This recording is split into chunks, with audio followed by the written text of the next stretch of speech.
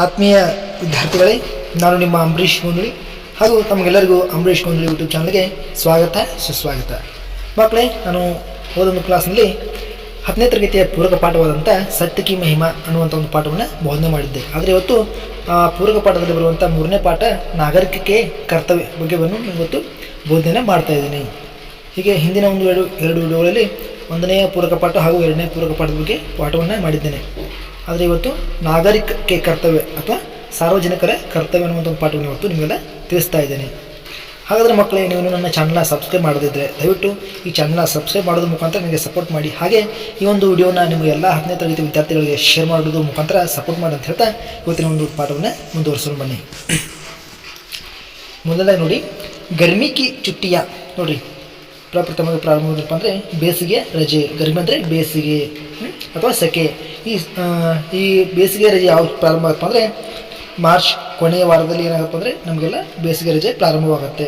ಆ ರೀತಿ ಇಲ್ಲಿ ಒಂದು ಬೇಸಿಗೆ ರಜೆ ಒಂದು ಶಿಕ್ಷಣ ಸಂಸ್ಥೆಯಲ್ಲಿ ಪ್ರಾರಂಭವಾಗುತ್ತೆ. ಆ ಒಂದು ಸನ್ನಿವೇಶದ ಒಂದು ಕಥಾನಕ ಈ ಒಂದು ಪೂರಕ ಪಾಠದಲ್ಲಿ ಬಂದಿದೆ ಮಕ್ಕಳೇ. ಆದರೆ ಬನ್ನಿ ನೋಡೋಣ. ಗರ್ಮಿ ಕಿ ಚುಟ್ಟಿಯ ಅಂದರೆ ಬೇಸಿಗೆ ಒಂದು ರಜೆ.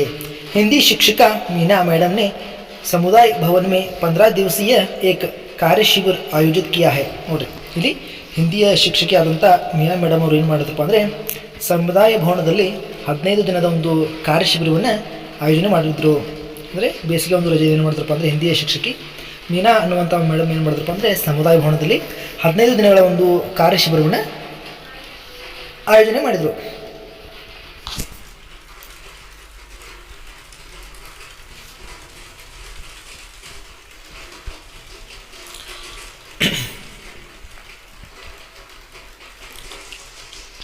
कविता वाचन, कविता रचना, नाटक प्रदर्शन, संभाषण कौशल, टेराकोटा गुड़िया बनाना इत्यादि ಕಾರ್ಯಕ್ರಮ यहाँ आयोजित है. ನೋಡಿರಿ, ಹಿಂದಿ ಶಿಕ್ಷಕಿಯವರು ಯಾವ್ಯಾವ ಕಾರ್ಯಕ್ರಮಗಳನ್ನು ರಚನೆ ಮಾಡಿದ್ರು ಅನ್ನುವಂಥದ್ದನ್ನು ಇಲ್ಲಿ ತಿಳಿಸಿದ್ದಾರೆ. ಕವಿತಾ ವಾಚನ್ ಅಂದರೆ ಕವಿತೆಯನ್ನು ಓದುವುದು. ಇನ್ನು ಕವಿತಾ ರಚನಾ ಅಂದರೆ ಕವಿತೆಗಳನ್ನು ಬರೆಯುವುದು ಅಥವಾ ರಚನೆ ಮಾಡುವುದು. ನಾಟಕ ಪ್ರದರ್ಶನ, ನೋಡಿರಿ, ನಾಟಕವನ್ನು ಕೂಡ ಮಾಡುವುದು. ಎಲ್ಲ ಮಕ್ಕಳು ಕೂಡ ಏನು ಮಾಡ್ಬೋದು, ಗುಂಪು ನಾಟಕವನ್ನು ಮಾಡ್ಬೋದು ಅಥವಾ ಪಾತ್ರಾಭಿನಯ ಕೂಡ ಇಲ್ಲಿ ಮಾಡ್ಬೋದು. ಇನ್ನು ಸಂಭಾಷಣೆ ಕೌಶಲ್ಯ ಅಂದರೆ ಮಾತನಾಡುವ ಅಥವಾ ಸಂಭಾಷಣೆ ಯಾವ ರೀತಿ ಮಾತಾಡುವಂಥ ಕೌಶಲ್ಯವನ್ನು ಕೂಡ ಇಲ್ಲಿ ಕಲಿಬಹುದು. ಟೆರಾಕೋಟಾ ಗುಡಿಯಾ ಬನಾನ, ಇಲ್ಲೇನು ಗೊಂಬೆಗಳನ್ನು ಕೂಡ ತಯಾರಿ ಮಾಡುವಂಥ ಒಂದು ಕಾರ್ಯಕ್ರಮವನ್ನು ಇಲ್ಲಿ ಹಮ್ಮಿಕೊಳ್ಳಲಾಗಿತ್ತು. ಯಾರು ಹಮ್ಮಿಕೊಂಡಿದ್ರಪ್ಪ ಅಂದರೆ ಮೀನಾ, ಹಿಂದಿ ಶಿಕ್ಷಕಿ ಆದಂಥ ಮೀನಾ ಮೇಡಮ್ ಅವರು ಒಂದು 15 ದಿನಗಳಲ್ಲಿ ಒಂದು ಎಲ್ಲ ಕಾರ್ಯಕ್ರಮವನ್ನು ಕೂಡ ಆ ಒಂದು ಸಮುದಾಯ ಭವನದಲ್ಲಿ ಆಯೋಜನೆ ಮಾಡಿದರು. ಇನ್ನು ಶುಕ್ರವಾರ ಕಾ ದಿನ ಆಜ್ ಕಾ ಸಂಭಾಷಣ್ ಕೌಶಲ್ ವಿಕಾಸನ್ ಹೇ. ನೋಡ್ರಿ, ಶುಕ್ರವಾರದ ದಿನ ಯಾವುದೋ ಒಂದು ಕಾರ್ಯಕ್ರಮ ಬಂತಪ್ಪ ಅಂದರೆ ಸಂಭಾಷಣೆ ಕೌಶಲ್ಯದ ಒಂದು ಬೆಳವಣಿಗೆಯ ಬಗ್ಗೆ ಒಂದು ಕಾರ್ಯಕ್ರಮ ನಡೀತಾ ಇತ್ತು. ಶುಕ್ರವಾರ ದಿನ ಯಾವ ಕಾರ್ಯಕ್ರಮ ನಡೀತಾ ಇತ್ತು ಅಂದರೆ ಸಂಭಾಷಣೆಯನ್ನು ಯಾವ ರೀತಿ ಮಾಡಬೇಕು, ಅದರ ಕೌಶಲ್ಯಗಳೇನು ಅನ್ನೋಂಥ ವಿಷಯದ ಮೇಲೆ ಏನು ಮಾಡ್ತಾ ಇತ್ತು, ಇವತ್ತು ಕಾರ್ಯಕ್ರಮ ನಡೀತಾ ಇತ್ತು. इसमें भाग लेने के लिए छात्र बड़ी तत्परता से मीना मैडम की प्रतीक्षा में बैठे हैं. ನೋಡಿರಿ, ಒಂದು ಕಾರ್ಯಕ್ರಮದಲ್ಲಿ ಪಾತ್ರ ಮಾಡಲು ಅಥವಾ ಭಾಗವಹಿಸಲು ಅತ್ಯಂತ ಉತ್ಸುಕತೆಯಿಂದ ಮಕ್ಕಳು ಏನು ಮಾಡಿದ್ರಪ್ಪ ಅಂದರೆ ಆ ಹಿಂದಿ ಶಿಕ್ಷಕಿ ಮೀನಾ ಮೇಡಮ್ ಅವರನ್ನ ದಾರಿಯನ್ನು ಕಾಯ್ತಾ ಇದ್ರು. ಪ್ರತೀಕ್ಷಾ ಮೇ ಭೇಟೆ ಅಂದರೆ ಅವರ ದಾರಿಯನ್ನು ಕಾಯ್ತಾ ಮಾಡಿದ್ರು. ಮಕ್ಕಳು ಕುಳಿತುಕೊಂಡಿದ್ರು. ಅವರು ಯಾವಾಗ ಬರ್ತಾರೋ ನಾವು ಯಾವ ಕಾರ್ಯಕ್ರಮನ ಮಾಡೇವು ಅನ್ನುವಂಥ ಒಂದು ಕಾತುರತೆಯಲ್ಲಿ ಆ ಮಕ್ಕಳು ಆ ಹಿಂದಿ ಶಿಕ್ಷಕಿಯನ್ನು ಕಾಯ್ತಾ ಕೂತಿದ್ರು. मीना मैडम आकर बोर्ड पर लिखती है, संभाषण का विषय नागरिकों के मूल ಕರ್ತವ್ಯ. ನೋಡ್ರಿ, ಏನು ಕಾಯ್ತಾ ಕುಂತ್ಕೊಂಡಿರ್ತಾವಲ್ಲ ಮಕ್ಕಳು, ಆ ಒಂದು ಸನ್ನಿವೇಶದಲ್ಲಿ ಅಥವಾ ಆ ಸಂದರ್ಭದಲ್ಲಿ ಮೀನಾ ಮೇಡಮ್ ಅವರು ಬಂದು ಏನು ಮಾಡ್ತಾರಪ್ಪ ಅಂದರೆ ಅಲ್ಲೇ ಬೋರ್ಡ್ ಮೇಲೆ ಏನು ಬರೀತಾರಪ್ಪ ಅಂದರೆ ಸಂಭಾಷಣ ಕಾ ವಿಷಯ ಅಂದರೆ ಇವತ್ತು ಸಂಭಾಷಣೆಯ ವಿಷಯ ಏನಪ್ಪ ಅಂದರೆ ನಾಗರಿಕೋಕೆ ಮೂಲ ಕರ್ತವ್ಯ ಅಂದರೆ ಪ್ರತಿಯೊಬ್ಬ ನಾಗರಿಕನ ಅಮೂಲ್ಯವಾದಂಥ ಅಥವಾ ಮೂಲ ಕರ್ತವ್ಯಗಳು ಯಾವುವು ಅನ್ನೋದ್ರ ವಿಷಯದ ಮೇಲೆ ಇವತ್ತು ಸಂಭಾಷಣೆಯನ್ನು ನಡೆಸೋದಾಗಿತ್ತು. ಆ ಒಂದು ಸಂಭಾಷಣೆ ವಿಷಯವನ್ನು ಹಿಂದಿ ಶಿಕ್ಷಕರು ಏನು ಮಾಡ್ತಾರಪ್ಪ ಅಂದರೆ ಬೋರ್ಡ್ ಮೇಲೆ ಈ ರೀತಿ ಬರೀತಾರೆ. सभी छात्र एक साथ हाथ उठाते हैं और कहते हैं मैं बोलूँगा मैं बोलूँगी. ನೋಡ್ರಿ, ಆ ಶಿಕ್ಷಕರು ಬೋರ್ಡ್ ಮೇಲೆ ಬರೆದಿದ್ದಷ್ಟೇ ತಡ ಅವ್ರ ಮಕ್ಕಳು ಏನು ಮಾಡ್ತಾರಪ್ಪ ಅಂದರೆ ಎಲ್ಲ ವಿದ್ಯಾರ್ಥಿಗಳು ಛಾತ್ರ ಅಂದರೆ ವಿದ್ಯಾರ್ಥಿಗಳು ಏನು ಮಾಡ್ತಾರಪ್ಪ ಅಂದರೆ ಒಂದೇ ಸಮನೆ ಮೇಲೆ ಕೈಯನ್ನು ಎತ್ತಿ ಏನು ಮಾಡ್ತಾರಪ್ಪ ಅಂದರೆ ನಾನು ಹೇಳ್ತೀನಿ ಅಂತೇಳಿ ಏನು ಮಾಡ್ತಾರೆ, ಗಲಾಟೆನ ಮಾಡಲು ಪ್ರಾರಂಭ ಮಾಡ್ತಾರೆ. ಅಂದರೆ ಆ ವಿಷಯದ ಮೇಲೆ ಆ ವಿಷಯದ ಬಗ್ಗೆ ಮಾತಾಡ್ತೀನಿ ಹಾಗೂ ಆ ವಿಷಯದ ಬಗ್ಗೆ ಮಾತಾಡ್ತೀನಿ ಅಂತ ಹೇಳಿ ಏನು ಮಾಡ್ತಾರಪ್ಪ ಅಂದರೆ ಎಲ್ಲರೂ ಒಂದೇ ಜೊತೆ ಕೈಯನ್ನು ಮೇಲೆ ಎತ್ತಾರೆ. ಇನ್ನು ಮೀನಾ ಟಹರೋ ಏಕೆ ಕರ್ಕೆ ಮೈ ಪೂಚುಂಗಿ ತಬ್ ಬತಾವು. ನೋಡ್ರಿ, ಆಗ ಮೀನಾ ಟೀಚರ್ ನೀವು ಹೇಳ್ತಾರಪ್ಪ ಅಂದರೆ ನಿಲ್ರಿ, ಎಲ್ಲರೂ ನಿಲ್ರಿ, ನಾ ಏನು ಮಾಡ್ತಾರಪ್ಪ ಅಂದರೆ ಒಬ್ಬೊಬ್ಬರನ್ನ ಕೇಳ್ತೀನಿ, ಆಗೆಲ್ಲ ನೀವು ಏನು ಮಾಡಿರಿ ಒಬ್ಬೊಬ್ಬರಾಗಿ ಹೇಳ್ರಿ, ಆದರೆ ಈಗ ಎಲ್ಲರೂ ಕೂಡ ಹೇಳಬೇಡ್ರಿ, ನಾನು ಯಾರನ್ನೇ ಎಬ್ಬಿಸ್ತಾನಿಲ್ಲ ಅಥವಾ ನಾನು ಯಾರನ್ನ ಕೈ ಮೇಲೆ ಮಾಡಿದವ್ರನ್ನ ಎಬ್ಬಿಸ್ತಾನಿಲ್ಲ, ಅವಾಗ ನೀವು ಮಾಡಿರಿ, ಒಬ್ಬೊಬ್ಬರಾಗಿ ಆ ಒಂದು ವಿಷಯದ ಬಗ್ಗೆ ಮಾತಾಡ್ರಿ ಅಂತೇಳಿ ಆ ಮೀನಾ ಮೇಡಮ್ ಅವರು ಆ ಮಕ್ಕಳನ್ನ ತಡಿತಾರೆ. ತಬ್ ಬತಾವು ಅಂದರೆ ಆವಾಗ ಹೇಳ್ರಿ. अकुल मैडम, एक नागरिक की हैसियत से हमें अपने देश के राष्ट्रध्वज, राष्ट्रगान, राष्ट्रीय त्यौहार आदि का आदर करना चाहिए. ನೋಡ್ರಿ, ಅಕುಲ್ ಅನ್ನೋಂಥ ಒಂದು ಒಂದು ಹುಡುಗ ಏನು ಹೇಳ್ತಾರಪ್ಪ ಅಂದರೆ ಅಥವಾ ಒಂದು ವಿದ್ಯಾರ್ಥಿ ಏನು ಹೇಳ್ತಾರಪ್ಪ ಅಂದರೆ, ಮೇಡಮ್ ಏಕ್ ನಾಗರಿಕಿ ಹೈಸಿಯತ್ ಸೆ ಅಂದರೆ ಒಬ್ಬ ನಾಗರಿಕನ ಆಗೋದ್ರ ಜೊತೆಗೆ ನಾವು ಹಮೆ ಅಂದರೆ ನಮಗೆ ನಮ್ಮ ದೇಶದ ರಾಷ್ಟ್ರಧ್ವಜ, ರಾಷ್ಟ್ರೀಯ ಗೀತೆ, ರಾಷ್ಟ್ರೀಯ ಹಬ್ಬ ಇತ್ಯಾದಿಗಳ ಒಂದು ಆ ಗೌರವವನ್ನು ತೋರಿಸ್ಬೇಕಂತೇಳಿ ಆ ಹುಡುಗ ಹೇಳ್ತಾನೆ. ಅಂದರೆ ಅವಂಗ ಆ ಒಂದು ವಿಷಯದ ಬಗ್ಗೆ ಹೇಳಿದಾಗ ಏನು ಮಾಡ್ತಾನಪ್ಪ ಅಂದರೆ, ನಾವು ನಾಗರಿಕರು ಆಗೋದ್ರ ಜೊತೆಗೆ ಏನು ಮಾಡಬೇಕಪ್ಪ ಅಂದರೆ ನಮ್ಮ ದೇಶದ ರಾಷ್ಟ್ರಧ್ವಜ ಮತ್ತು ರಾಷ್ಟ್ರೀಯ ಗೀತೆ, ರಾಷ್ಟ್ರೀಯ ಹಬ್ಬಗಳ ಬಗ್ಗೆ ಏನು ಮಾಡಬೇಕು, ನಾವು ಗೌರವವನ್ನು ಸೂಚಿಸಬೇಕಂತೇಳಿ ಆ ಹುಡುಗ ಆ ಶಿಕ್ಷಕರಿಗೆ ತಿಳಿಸ್ತಾನೆ.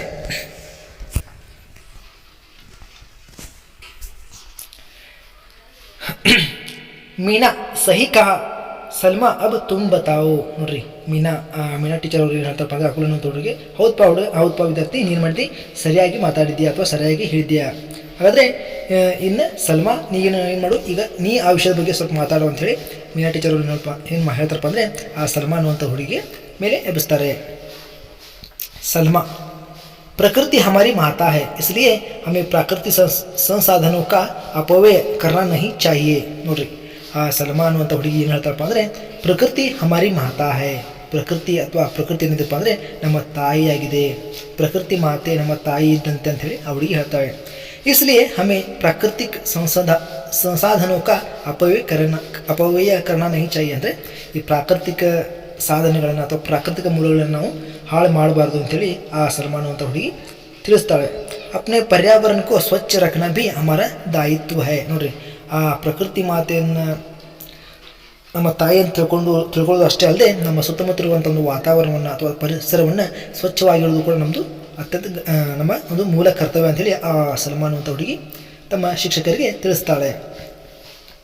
ಇನ್ನು ಮೀನಾ, ನೀಲಿಮಾ ತುಮ್ ಕ್ಯಾ ಕಹನಾ ಚಾತಿ ಹೋ. ನೋಡ್ರಿ, ಇನ್ನು ಮೀನಾ ಟೀಚರ್ ಅವ್ರು ಏನು ಹೇಳ್ತಾರಪ್ಪ ಅಂದರೆ ನೀಲಿಮಾ ಅನ್ನುವಂಥ ಹುಡುಗಿನ ಮೇಲೆ ಎಬ್ಬಿಸಿ, ಏನಮ್ಮ ನೀಲಿಮಾ, ನೀನು ಏನು ಹೇಳ್ಬೇಕಂತ ಇಚ್ಛೆ ಪಡ್ತೀಯಾ ಅಂತ ಕೇಳ್ತಾರೆ ಅವರು. ಅಂದರೆ ಆ ಸಲ್ಮಾ ಅನ್ನುವಂಥ ಹುಡುಗಿಯ ಒಂದು ಮಾತು ಮುಗಿದ ನಂತರ ನೀಲಿಮಾ ಅನ್ನುವಂಥ ಹುಡುಗಿನ ಮೇಲೆ ಎಬ್ಬಿಸಿ, ನೀ ಏನು ಹೇಳಿ ಇಷ್ಟಪಡ್ತೀಯಾ ಈ ವಿಷಯದ ಬಗ್ಗೆ ಅಂತೇಳಿ ಆ ನೀಲಿಮಾ ಅನ್ನುವಂಥ ಹುಡುಗಿನ ಮೇಲೆ ಎಬ್ಬಿಸ್ತಾರೆ.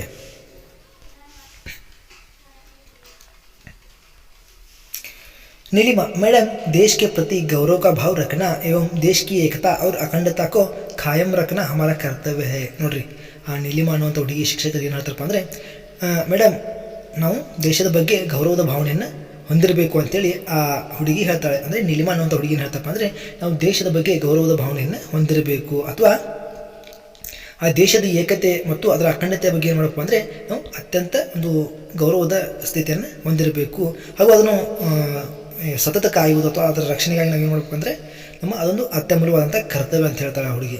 ನೀಲಿಮಾ ಹೇಳ್ತಾರಪ್ಪ ಅಂದರೆ ಆ ದೇಶದ ಬಗ್ಗೆ ಹೋರಾಡೋದು ಇನ್ನು ನಮ್ಮ ಅತ್ಯಂತ ಕರ್ತವ್ಯ ಅಂತೇಳಿ ಆ ಹುಡುಗಿ ತಿಳಿಸ್ತಾಳೆ. मीना तुम्हारा विचार बिल्कुल सही है. अनवर तुम कुछ कहने को उतावले दिख रहे हो. ನೋಡ್ರಿ, ಈಗ ಮೀನಾ ಶಿಕ್ಷಕರು ಹೇಳ್ತಾರಪ್ಪ ಅಂದರೆ ತುಮಾರ ವಿಚಾರ ಬಿಲ್ಕುಲ್ ಸಹಿ ಹೇ. ಹೌದು ನೀಲಿಮಾ, ನಿನ್ನ ವಿಚಾರ ಸರಿಯಾಗಿದೆ, ನೀನು ಹೇಳುವಂಥ ಎಲ್ಲ ವಿಷಯ ಏನಪ್ಪ ಅಂದರೆ ತುಂಬ ಸರಿಯಾಗಿದೆ ಅಂಥೇಳಿ ಅನ್ವರ್ ಅಂತ ಹುಡುಗ ಏನು ಮಾಡ್ತಾರಪ್ಪ ಅಂದರೆ ಟೀಚರ್ ಬಗ್ಗೆ ಅಥವಾ ಶಿಕ್ಷಕರ ಮುಂದೆ ಅತ್ಯಂತ ಉತ್ಸುಕತೆಯಿಂದ ಕೊಡ್ತಿರ್ತಾನೆ. ಆಗ ಶಿಕ್ಷಕರು ಏನು ಹೇಳ್ತಾರಪ್ಪ ಅಂದರೆ, ಅನ್ವರ್ ನೀ ಭಾಳ ಉತ್ಸುಕತೆಯಿಂದ ಕಾಣ್ತಾ ಇದೆಯಾ, ನಿನ್ನ ಏನಾದರೂ ಈ ವಿಷಯದ ಬಗ್ಗೆ ಹೇಳಲು ಇಷ್ಟಪಡ್ತೀಯ ಅಂಥೇಳಿ ಆ ಅನ್ವರ್ ಅನ್ನೋ ಹುಡುಗಿನ ಮೀನಾ ಟೀಚರ್ ಅವರು ಮೇಲೆ ಎಬ್ಬಿಸ್ತಾರೆ.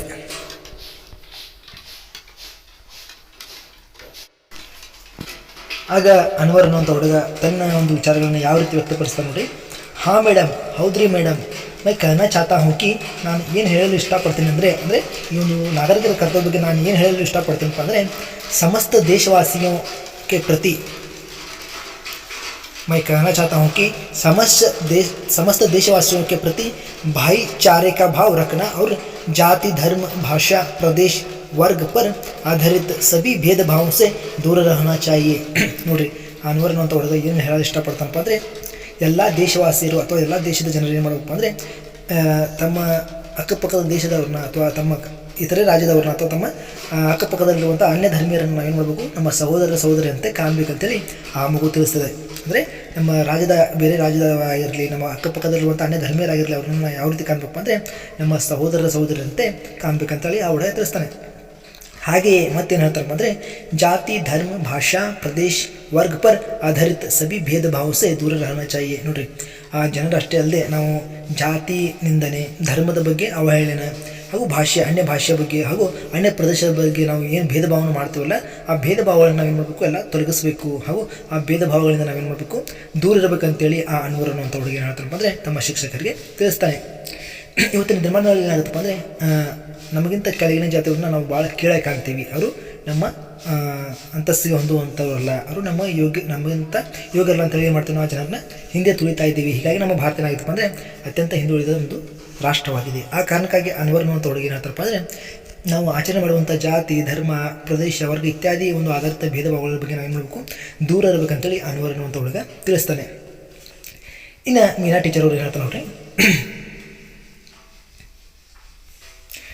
ಮೀನಾ 100% ಸಹಿ ಬಾತ್ ಅನ್ವರ್. ಹೌದಪ್ಪ, ನಿಂದು 100ಕ್ಕೆ 100 ನಿನ್ನ ಮಾತು ಸರಿಯಾಗಿದೆ ಅನ್ವರ್, ನಿನ್ನ ಮಾತು 100ಕ್ಕೆ 100 ಸರಿಯಾಗಿದೆ ಅಂತೇಳಿ ಟೀಚರ್ ಅವರು ಹೇಳ್ತಾರೆ.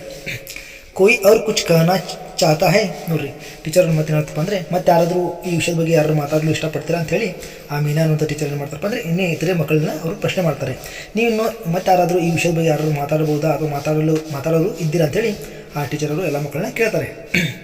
ಜಾರ್ಜ್, ನೋಡ್ರಿ, ಜಾರ್ಜ್ ಅನ್ನುವಂಥ ಹುಡುಗ ಮತ್ತೆ ಕೈ ಮೇಲೆ ಮಾಡಿ ಆ ವಿಷಯದ ಬಗ್ಗೆ ಮಾತಾಡಲು ಪ್ರಾರಂಭ ಮಾಡ್ತಾನೆ. ಜಾರ್ಜ್, वैज्ञानिक दृष्टिकोण और सुधार की भावना का विकास करना भी नागरिक का कर्तव्य होता है ना ಮೇಡಮ್. ನೋಡ್ರಿ, ಆ ಹುಡುಗ ಜಾರ್ಜ್ ಅನ್ನುವಂಥ ಹುಡುಗ ಯಾವ ರೀತಿ ಒಂದು ಪ್ರಶ್ನೆ ಮಾಡ್ತಾನೆ ನೋಡ್ರಿ. ವೈಜ್ಞಾನಿಕ ದೃಷ್ಟಿಕೋನ ಮತ್ತು ಸುಧಾರಣೆಯ ಒಂದು ಭಾವನೆಯ ಒಂದು ಬೆಳವಣಿಗೆಯನ್ನು ಮಾಡುವುದು ಅಥವಾ ವಿಕಾಸವನ್ನು ಮಾಡುವುದು ಪ್ರತಿಯೊಬ್ಬ ನಾಗರಿಕರ ಕರ್ತವ್ಯ ಆಗುತ್ತೆ ಅಲ್ವಾ ಮೇಡಮ್ ಅಂತೇಳಿ ಆ ಶಿಕ್ಷಕರಿಗೆ ಅವರು ಪ್ರಶ್ನೆ ಮಾಡ್ತಾನೆ. ಅಂದರೆ ಒಂದು ವೈಜ್ಞಾನಿಕ ದೃಷ್ಟಿಕೋನದಲ್ಲಿ ಹಾಗೆ ಸುಧಾರಣೆ ಒಂದು ಭಾವನೆಯ ಒಂದು ಬೆಳವಣಿಗೆಯನ್ನು ಅಥವಾ ವಿಕಾಸವನ್ನು ಮಾಡೋದು ಕೂಡ ಪ್ರತಿಯೊಬ್ಬನ ಕರ್ತವ್ಯ ಹೌದಲ್ರಿ ಮೇಡಮ್ ಅಂತೇಳಿ ಆ ಶಿಕ್ಷಕರನ್ನ ಪ್ರಶ್ನೆ ಮಾಡ್ತಾನೆ ಆ ಹುಡುಗ, ಯಾರು, ಜಾರ್ಜ್ ಅನ್ನುವಂಥ ಹುಡುಗ.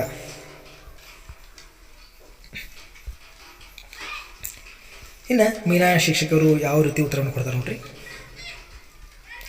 हाँ जार्ज, इतना ही नहीं, देश की रक्षा के लिए कटिबद्ध रहना, सार्वजनिक संपत्ति को सुरक्षित रखना, व्यक्तिगत और सामूहिक दृष्टि से देश के उत्कर्ष के लिए सतत प्रयत्नशील रहना इत्यादि भी हमारे कर्तव्य है. ನೋಡ್ರಿ, ಮೀನಾ ಟೀಚರ್ ಅವರು ಯಾವ ರೀತಿ ಉತ್ತರವನ್ನು ನೀಡ್ತಾರೆ ನೋಡ್ರಿ. ಹಾಂ ಜಾರ್ಜ್, ಹೌದು ಜಾರ್ಜ್, ನೀನು ಹೇಳುವಂಥ ಮಾತು ಸರಿಯಾಗಿದೆ. ಅದಷ್ಟೇ ಅಲ್ಲದೆ ಇತನಾ ಹಿ ನಹಿ ಅಂದರೆ ಅದಷ್ಟೇ ಅಲ್ಲದೆ ದೇಶ ಕಿ ರಕ್ಷಾ ಕೆ ಲಿಯೆ ಕಟಿಬದ್ಧ ರಹನ ಅಂದರೆ ದೇಶದ ರಕ್ಷಣೆಗಾಗಿ ಯಾವತ್ತೂ ಕೂಡ ಸತತ ಸಿದ್ಧರಿರುವುದು ಕೂಡ ಒಂದು ನಾಗರಿಕರ ಕರ್ತವ್ಯ ಅಂತ ಹೇಳ್ತಾರೆ ಅವರು. ದೇಶಕ್ಕೆ ಆಪತ್ತಿ ಬಂದಾಗ ಅಥವಾ ದೇಶಕ್ಕೆ ಸಂಕಟ ಬಂದಾಗ ಸತತ ಅಥವಾ ಯಾವಾಗಲೂ ಸಿದ್ಧವಿರುವುದು ಏನಪ್ಪ ಅಂದರೆ ನಮ್ಮ ಪ್ರತಿಯೊಬ್ಬ ನಾಗರಿಕನ ಕರ್ತವ್ಯ ಆಗಿದೆ ಅಂತೇಳಿ ಹೇಳ್ತಾರೆ. ಹಾಗೆ ಸಾರ್ವಜನಿಕ ಸಂಪತ್ತಿಗೂ ಸುರಕ್ಷಿತ ರಕ್ಷಣಾ. ನೋಡ್ರಿ, ಸಾರ್ವಜನಿಕ ಸಂಪತ್ತನ್ನು ಅದನ್ನು ರಕ್ಷಣೆ ಮಾಡೋದು ಕೂಡ ಪ್ರತಿಯೊಬ್ಬ ನಾಗರಿಕನ ಕರ್ತವ್ಯ ಅಂತೇಳಿ ಆ ಟೀಚರ್ ಅವರು ತಿಳಿಸ್ತಾರೆ. ಅಂದರೆ ದೇಶದ ರಕ್ಷಣೆಗಾಗಿ ಸತತ ಯಾವಾಗಲೂ ಸಿದ್ಧರಿರುವುದು ಕೂಡ ಒಂದು ಸಾರ್ವಜನಿಕ ರಕ್ಷಣೆ. ಹಾಗೆ ಸಾರ್ವಜನಿಕ ಸಂಪತ್ತಿಗಾಗಿ ದುಡಿಯುವುದು ಕೂಡ ಒಂದು ಸಾರ್ವಜನಿಕರ ಕರ್ತವ್ಯ ಅಥವಾ ನಾಗರಿಕರ ಕರ್ತವ್ಯ ಅಂತೇಳಿ ಆ ಶಿಕ್ಷಕರು ತಿಳಿಸ್ತಾರೆ. ನಮ್ಮ ಸಾರ್ವಜನಿಕ ಸಂಪತ್ತು ಅಂದರೆ ಇದೇ ನಮ್ಮ ಸರ್ಕಾರಿ ಆಸ್ಪತ್ರೆ ಆಗಿರ್ಬೋದು, ಶಾಲೆ ಆಗಿರ್ಬೋದು, ಅಥವಾ ಲೈಟ್ ಕಂಬ ಆಗಿರ್ಬೋದು, ನೀರಿನ ಚಾವಿ ಆಗಿರ್ಬೋದು, ಇವೆಲ್ಲನೂ ನಮ್ಮ ಸಾರ್ವಜನಿಕರ ಸಂಪತ್ತು. ಅದು ನಮ್ಮ ನಾಶ ಮಾಡಿದರೆ ಅದು ನಮಗೆ ನಷ್ಟ ಆಗುತ್ತೆ. ಅದರಿಂದ ಅವನ್ನೆಲ್ಲವನ್ನು ರಕ್ಷಿಸುವುದು ಅಥವಾ ಕಾಪಾಡೋದು ನಮ್ಮ ಪ್ರತಿಯೊಬ್ಬ ನಾಗರಿಕನ ಕರ್ತವ್ಯ. ಹಾಗಾಗಿ ನಾವೇನು ಮಾಡಬೇಕು, ಸತತಲು ಅವನ್ನ ರಕ್ಷಣೆ ಮಾಡ್ತಾನೆ ಇರಬೇಕು ಮಕ್ಕಳೇ. ಇನ್ನು ವ್ಯಕ್ತಿಗತ और सामूहिक दृष्टि से देश के उत्कृष्ट के लिए सतत प्रयत्नशील रहना इत्यादि भी हमारे कर्तव्य है. ನೋಡ್ರಿ, ಇನ್ನು ಮುಂದುವರೆದು ಟೀಚರ್ ಅವ್ರು ಏನು ಹೇಳ್ತಾರಪ್ಪ ಅಂದರೆ ವ್ಯಕ್ತಿಗತವಾಗಿರ್ಬೋದು ಅಥವಾ ಸಾಮೂಹಿಕ ದೃಷ್ಟಿಯಿಂದ ಕೂಡ ಆಗಿರ್ಬೋದು, ಹಾಗೆ ದೇಶದ ಉತ್ಕೃಷ್ಟ ಅಥವಾ ದೇಶದ ಅಭಿವೃದ್ಧಿಗಾಗಿ ಸತತವಾಗಿ ಪ್ರಯತ್ನಿಸುವುದು ಕೂಡ ಏನಪ್ಪ ಅಂದರೆ ನಮ್ಮ ಎಲ್ಲರ ನಾಗರಿಕರ ಕರ್ತವ್ಯ ಆಗಿದೆ ಅಂತೇಳಿ ಹೇಳ್ತಾರೆ. ಅಂದರೆ ವ್ಯಕ್ತಿಗತವಾಗಿರ್ಬೋದು ಹಾಗೂ ಸಾಮೂಹಿಕ ದೃಷ್ಟಿಯಿಂದಲೂ ಆಗಿರ್ಬೋದು, ನಮ್ಮ ದೇಶಕ್ಕಾಗಿ ಅಥವಾ ದೇಶದ ರಕ್ಷಣೆಗಾಗಿ ಸತತ ಪ್ರಯತ್ನ ಮಾಡುವುದು ಕೂಡ ಏನು ಒಬ್ಬ ಪ್ರತಿಯೊಬ್ಬ ನಾಗರಿಕನ ಕರ್ತವ್ಯ ಆಗಿದೆ ಅಂಥೇಳಿ ಆ ಶಿಕ್ಷಕರು ಮಕ್ಕಳಿಗೆ ತಿಳಿಸ್ತಾರೆ. ಇನ್ನು ಸ್ಟೇಲಾ ಅನ್ನೋಂಥ ಹುಡುಗಿ ಏನು ಹೇಳ್ತಾರೆ ನೋಡ್ರಿ. स्टेला, हमें अपनी संस्कृति और गौरवशाली परंपरा का सम्मान करना है, संविधान के नियमों का पालन भी करना चाहिए. ನೋಡ್ರಿ, ಸ್ಟೇಲಾ ಅನ್ನುವಂಥ ಹುಡುಗ ಏನು ಹೇಳ್ತಾರಪ್ಪ ಅಂದರೆ हमें अपनी संस्कृति और गौरवशाली परंपरा का सम्मान करना है ಅಂದರೆ ನಮ್ಮ ಸಂಸ್ಕೃತಿ ಮತ್ತು ಗೌರವಶಾಲಿಯಾದಂಥ ಪರಂಪರೆ ಬಗ್ಗೆ ನಾವು ಏನು ಮಾಡಬೇಕು, ಗೌರವದ ಭಾವನೆಯನ್ನು ಹೊಂದಬೇಕು ಟೀಚರ್ ಅವರು ಅಂತೇಳಿ ಆ ಸ್ಟಿಲಾನ್ ಅಂತ ಹುಡುಗ ಹೇಳ್ತಾನೆ. ಅಂದರೆ ನಮ್ಮ ಸಂಸ್ಕೃತಿ, ಭಾರತೀಯ ಸಂಸ್ಕೃತಿ ಬಗ್ಗೆ ಏನು ಮಾಡಬೇಕು, ನಾವು ಗೌರವದ ಭಾವನೆಯನ್ನು ಹೊಂದಿರಬೇಕು. ಹಾಗೆ ನಮ್ಮ ಹಳೆಯ ಪರಂಪರೆ ಬಗ್ಗೆ ನಾವು ಏನು ಮಾಡಬೇಕು, ಒಂದು ಆದರಣೀಯ ಭಾವನೆಯನ್ನು ಕೂಡ ಹೊಂದಿರಬೇಕು. ಹಾಗೆ ಸಂವಿಧಾನಕ್ಕೆ ನಿಯಮೋं का पालन भी करना चाहिए. ನೋಡ್ರಿ, ಸಂವಿಧಾನದಲ್ಲಿ ಇರುವಂಥ ಹಲವಾರು ನಿಯಮಗಳ ಬಗ್ಗೆ ಪಾಲನೆ ಮಾಡೋದು ಕೂಡ ಏನು ಪ್ರತಿಯೊಬ್ಬ ನಾಗರಿಕನ ಕರ್ತವ್ಯವಾಗಿದೆ ಟೀಚರ್ ಅಂತೇಳಿ ಆ ಸ್ಟಿಲ್ ಅನ್ನುವಂಥ ಹುಡುಗ ಹೇಳ್ತಾನೆ.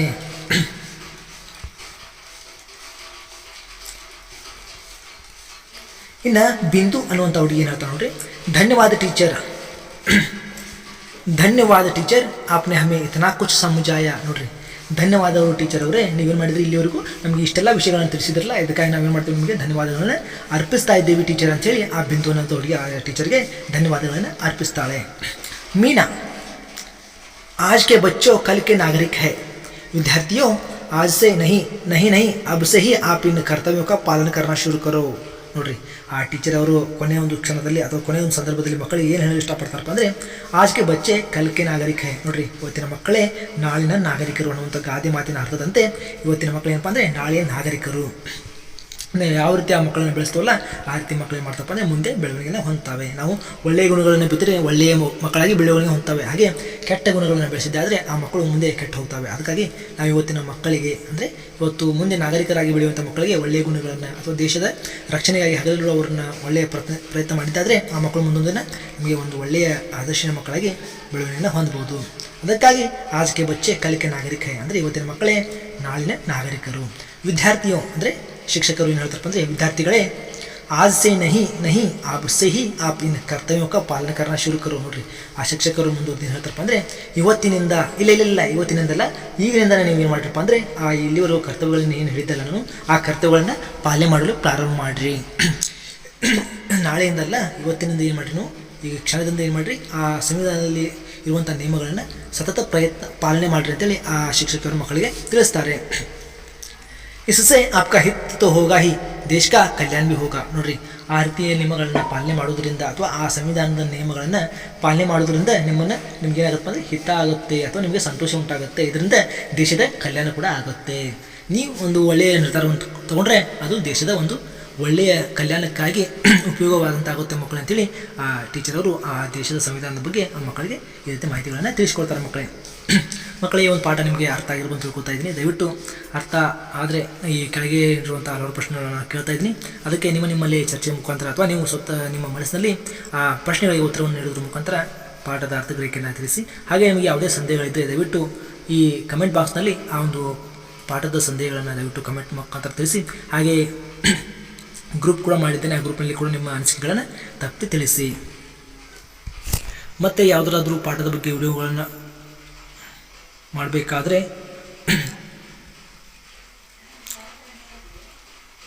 ಮತ್ತು ಯಾವುದೇ ಪಾಠದ ಬಗ್ಗೆ ವಿಡಿಯೋಗಳು ಮಾಡಬೇಕಂತ ದಯವಿಟ್ಟು ಕಮೆಂಟ್ ಬಾಕ್ಸ್ನಲ್ಲಿ ತಿಳಿಸಿ. ಆ ಪಾಠದ ಬಗ್ಗೆ ನಾನು ಮಾಡ್ತೀನಿ, ಮುಂದಿನ ವಿಡಿಯೋದಲ್ಲಿ ಆ ಪಾಠದ ಬಗ್ಗೆ ವಿಡಿಯೋನ ಮಾಡ್ತೀನಿ. ಹಾಗಾದರೆ ಬನ್ನಿ ಪಾಠದ ಪ್ರಶ್ನೆ ಉತ್ತರಗಳನ್ನು ನೋಡೋಣ. ಇನ್ನು ಪ್ರಶ್ನೆಗಳನ್ನು ನೋಡೋಣ. ನಿಮ್ಮಲ್ಲಿ ಪ್ರಶ್ನೆಗೆ ಉತ್ತರ ಲಿಖಿಯೇ. ಹಾಗಾದರೆ ಇಲ್ಲಿ ಒಂದು ವಾಕ್ಯದಲ್ಲಿ ಪ್ರಶ್ನೆಗಳನ್ನು ನೀಡಿದ್ದಾರೆ, ಸರಿಯಾದ ಉತ್ತರವನ್ನು ನೀಡಿ. ನಾನು ಪ್ರಶ್ನೆ ಕೇಳ್ತಾ ಹೋಗ್ತೀನಿ, ನೀವು ಅಲ್ಲೇ ಉತ್ತರಗಳನ್ನು ನೀಡಿ. ಮೊದಲನೇ ಪ್ರಶ್ನೆ ನೋಡಿ, मीना मैडम ने कितने दिनों के कार्य शिविर का आयोजन किया था.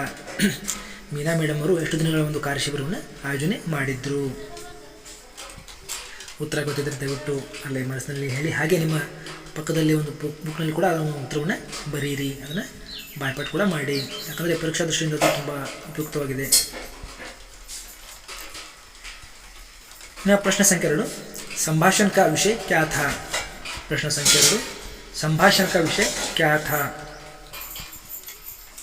ಇದಕ್ಕೆ ಸರಿಯಾದ ಉತ್ತರವನ್ನು ನೀಡಿ. ಪಾಠದ ಬಗ್ಗೆ ಏನಾದರೂ ಸಂದೇಹಗಳಿದ್ದರೆ ದಯವಿಟ್ಟು ಕಮೆಂಟ್ ಬಾಕ್ಸ್ನಲ್ಲಿ ತಿಳಿಸಿ.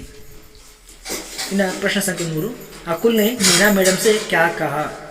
अकुल ने मीना मैडम से क्या कहा. प्रश्न संख्या 4, सलमा ने क्या कहा. सलमा ने क्या कहा. प्रश्न संख्या 5, अनवर ने मीना मैडम से क्या कहा. ಅನ್ವರ್ ನೆ ಮೀನಾ ಮೇಡಮ್ ಸೆ ಕ್ಯಾ ಕಹಾ ಅಂದರೆ ಅನ್ವರ್ನು ಮೀನಾ ಮೇಡಮ್ನವರಿಗೆ ಏನು ಹೇಳಿದ. ಪ್ರಶ್ನೆ ಸಂಖ್ಯೆ 6.